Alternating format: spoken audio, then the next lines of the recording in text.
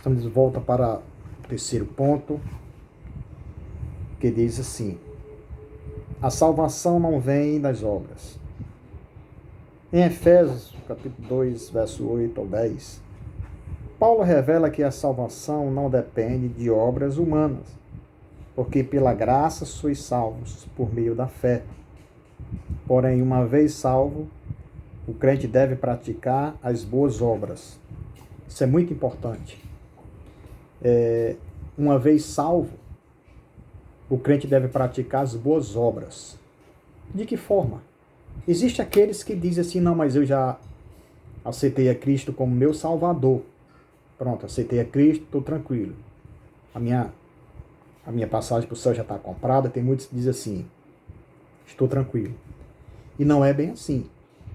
Aceitar a Cristo como Salvador é nós continuarmos fazendo boas obras. Olhar para nós e olhar e ver quem éramos, ou seja, fazer uma retrospectiva na nossa vida, ver quem éramos nós no passado e hoje olhar e ver que em nós houve uma mudança, houve uma transformação. Né? Então isso é bem verdade que pela graça nós fomos salvos, não pelas obras. Né? Continuando aqui, o primeiro tópico do terceiro ponto diz: graça como meio de salvação. A salvação inclui a libertação da morte, da escravidão, do pecado e da ira vindoura. Ao mesmo tempo, permite ao salvo desfrutar de todas as bênçãos espirituais descritas em Efésios. Vou ler capítulo 2, verso 1 ao 7, nós vamos ver que tem algo muito importante e interessante, né? Efésios capítulo 2, verso 1 ao 7. Vamos ler aqui algum versículo que diz: e vos vivificou, estando vós mortos em ofensas e pecados. Né?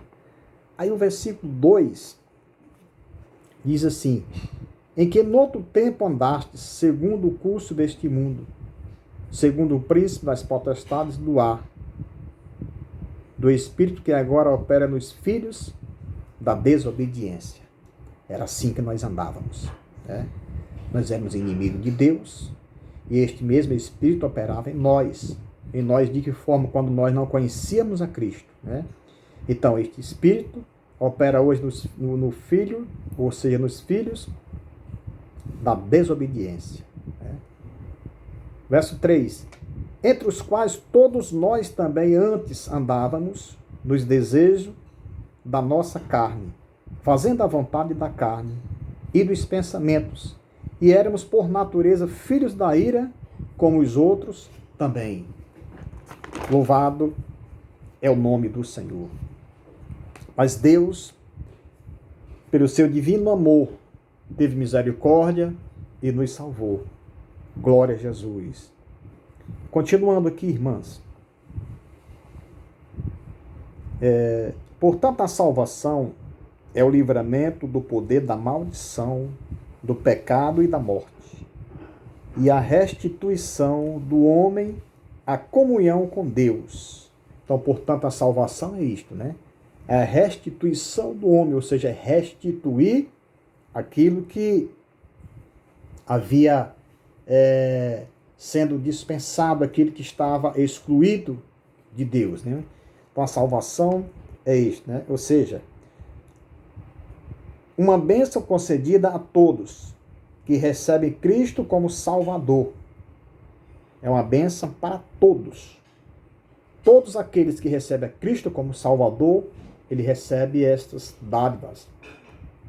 Ou seja, a salvação não vem aqui só para judeu, grego, não. A salvação vem para todos aqueles que crê que Cristo Jesus é o Filho de Deus e veio nos salvar do pecado, né? Continuando, a palavra graça é a tradução do grego charis, que significa favor imerecido, já vemos essa parte. Ela mostra que a iniciativa para tomar possível a salvação veio da parte de Deus. E por meio da graça que Deus ativa o livre-arbítrio e capacita o pecador para que responda com fé ao chamado do Evangelho. Louvado é o nome do Senhor. Todavia, ainda assim, o ser humano é livre para escolher entre dois caminhos, salvação e perdição. Sua liberdade não foi eliminada e a graça pode ser resistida. O que é que eu aprendo aqui? Deus é amor. Deus, ele salva. Mas Deus, ele não escraviza ninguém. Acabamos de ver aqui que Deus, ele dá o livre-arbítrio. O homem, ele pode escolher a salvação ou a perdição. Também diz aqui que não foi eliminada a graça. A graça pode ser resistida, ou seja, aqueles que não querem, aqueles que gostam de fazer aquilo que eles fazem, então vivam da forma que eles quiserem, né? Vivam como eles quiserem. Deus, ele dá o livre-arbítrio, o homem escolhe o caminho errado ou o caminho do bem. Se o homem escolher o caminho da salvação, ele vem para Cristo. Se ele escolher o caminho da perdição, faz o que ele quiser. Então Deus, ele é amor. Louvado é o nome do Senhor. Irmãos, me chama a atenção aqui um ponto, quando diz assim, Paulo é chamado apóstolo dos gentios. Por quê? Por que Paulo é chamado apóstolo dos gentios? Paulo levou a mensagem de Cristo, sobretudo, às populações fora de Israel. Paulo, ele não se importou, ou seja, Paulo, ele não ficou só consigo mesmo, né? Paulo, ele foi fora de Israel, levou a palavra aos pagãos, aos gregos, aos romanos. Paulo, ele teve isso, ou seja, Paulo, ele anunciou o evangelho a todo mundo. Quem crê e for batizado será salvo, né? Também podemos enfatizar desta forma. Paulo, ele fez isso. Ou seja, as pessoas que ouviam, que queriam vir para Cristo, eram salvos. Quer dizer, o livre-arbítrio estava ali também. As pessoas faziam o que queriam, eram livres, ou seja, não eram obrigados a seguir a Cristo, né?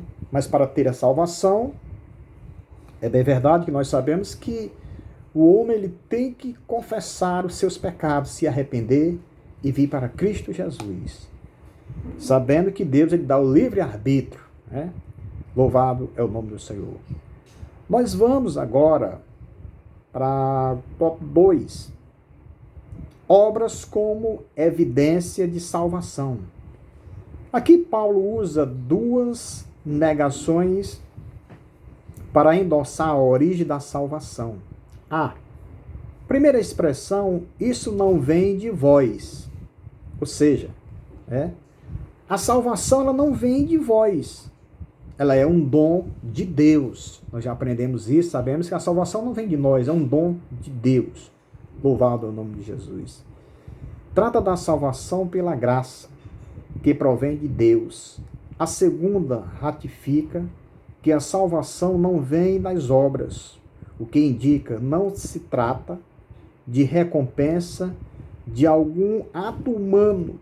Ou seja, por mais que o homem faça, ou seja, a salvação não vem por seus méritos, né? Por ser bonzinho, por ajudar as pessoas. Não, de maneira nenhuma. Todos só podem se salvar por meio de Cristo Jesus. Louvado é o nome do Senhor. Essa afirmação exclui a possibilidade de alguém ser salvo por esforço pessoal. Já expliquei isso aqui, né? Continuando. Como a salvação é uma realização divina, agora somos feitura sua, criados em Cristo para as boas obras, uma transformação ocorreu. Agora em Cristo somos uma nova criatura. As coisas velhas já passaram e tudo se fez novo, né? Então nós somos nova criatura na pessoa bendita de Jesus. Louvado é o nome de Cristo Jesus. Continuando. As coisas velhas já passaram, já falei. Por isso, se antes o apóstolo usou a metáfora do andar numa perspectiva negativa, outrora andávamos fazendo obras más. Mas agora, por meio de uma perspectiva positiva, somos instados a andar fazendo boas obras, não como meio para ser salvos, mas como a evidência da salvação, né? Ou seja, as boas obras, nós temos que continuar com elas. Quais são as boas obras? Aceitamos a Cristo como nosso Salvador. Iremos praticar as boas obras, como evangelizar, ganhar almas para Jesus, orar, ler a palavra. Muitas vezes nós negligenciamos essa parte, mas nós temos que ler a palavra do Senhor. Estamos vivendo, irmãs, tempos difíceis, onde a frieza espiritual tem se espalhado no meio de muitos crentes.